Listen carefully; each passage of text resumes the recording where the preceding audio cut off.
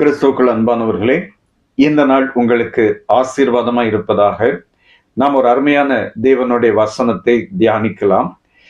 யாத்ராகமம் 15ஆம் அதிகாரம் 11வது வசனத்திலே, கர்த்தாவே, தேவர்களில் உமக்கு ஒப்பானவர் யார்? பரிசுத்தத்தில் மகத்துவம் உள்ளவரும் துதிகளில் பயப்படத்தக்கவரும் அற்புதங்களை செய்கிறவருமாகிய உமக்கு ஒப்பானவர் யார்? என்ன ஒரு அருமையான வார்த்தை பாருங்கள். இந்த வசனம் ஒரு பாடலான வார்த்தை. இந்த பாடலுக்கு பின்பாக ஒரு சரித்திரம் இருக்கிறது. நாம சில கீர்த்தனைகள், பாமாலைகள் பாடும்போது அந்த பாடலுக்கு பின்பாக சில சரித்திரம் இருக்கிறதை நாம் பார்க்கிறோம். அதே போல இந்த பாடலுக்கு பின்பாக ஒரு மிகப்பெரிய சரித்திரம் இருக்கிறது. அந்த சரித்திரத்தை நாம் பார்க்கும்போது, இஸ்ரவேல் ஜனங்கள் எகிப்திலே 430 ஆண்டுகள் அடிமைத்தனத்தில் இருப்பார்கள். கர்த்தர் அவர்களை அங்கிருந்து கொண்டு வருவார். கொண்டு வருகிற வழியிலே செங்கடல் அவர்களுக்கு தடையா இருக்கும். அங்கு தேவன் வெட்டாந்தரையில் நடக்கிறது போல அந்த ஆழமான தண்ணீர்களில் வழியை திறந்து அவர்களை கடக்க பண்ணுவார். பின்பாக வருகிற பார்வோனும் சேனை கடலில் அமிழ்ந்து மாண்டு போகும். ஒரு பெரிய அற்புதத்தை பார்த்திருப்பாங்க. அதனால இந்த பாடலை பாடி தேவனை மகிமைப்படுத்துகிறார்கள். எங்களுக்கு இவ்வளோ பெரிய அற்புதத்தை செய்த தேவனே, உமக்கு ஒப்பானவர் யார்? தேவரீர், உமக்கு ஒப்பானவர் யாருமே இல்லை.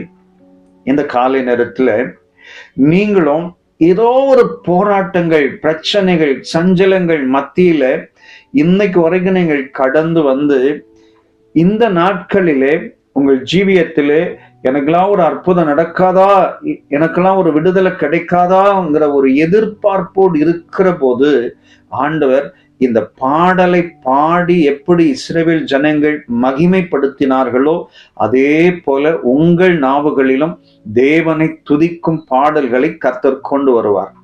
நீங்கள் அப்பொழுது சொல்லுவீர்கள், கர்த்தாவே, உமக்கு ஒப்பானவர் யாரும் இல்லை.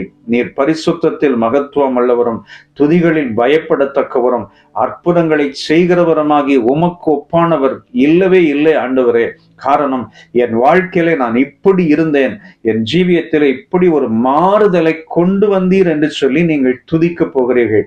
அருமையான சகோதரா, சகோதரி, வாழ்க்கையில தாவீதை போல நிறைய பிரச்சனைகளுக்குள் போராட்டங்களுக்குள் கடந்து போனவர்கள் வெகு சிலரே. ஆனால் தாவீதை பாருங்கள், எப்பொழுதெல்லாம் பிரச்சனைக்குள்ளாக, போராட்டங்களுக்குள்ளாக, சஞ்சலங்களுக்குள்ளாக, எதிர்ப்புகளுக்குள்ளே போனாரோ அப்பொழுது எல்லாம் கர்த்தரை துதித்து பாட ஆரம்பித்தார். அவர் பாடுகிற வார்த்தைகள் எல்லாம் ஆச்சரியமா இருக்கும். முதல் வசனத்துல நெருக்கப்படுகிறேன்னு சொல்லுவாரு, அடுத்த வசனத்துல கர்த்தாவே, நான் உம்மை நம்பி இருக்கிறேன்னு சொல்லுவாரு.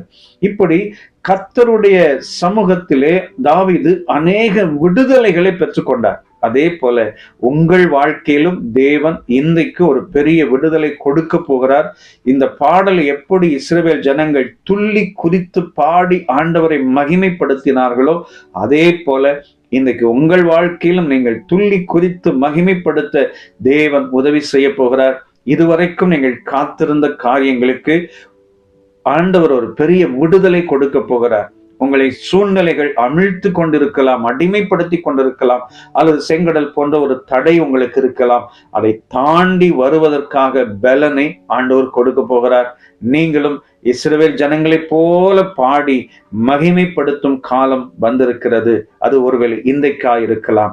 இந்த நாள் உங்களுக்கு ஆசீர்வாதமான நாளாய் அமைந்து நீங்களும் கர்த்தரை துதித்து பாட தேவன் உதவி செய்வாராக. உங்களுக்காக நான் ஜெபிக்கிறேன். அன்பு நிறைந்த பிதாவே, இந்த காலை நேரத்துக்காய் ஸ்தோத்திரம். இஸ்ரவேல் ஜனங்களுக்கு நீங்க செய்த மகத்துவமான காரியங்களை நினைத்து உம்மை மகிமைப்படுத்தினது போல இதை காண்கிற பிள்ளைகளும் அற்புதங்களை கண்டு உம்மை மகிமைப்படுத்த ஸ்தோத்தரிக்க தேவன் கிருபை பாராட்டுங்க. இயேசு இரட்சக நாமத்தில் பிதாவே, ஆமென், ஆமென். God bless you. ஆமென்.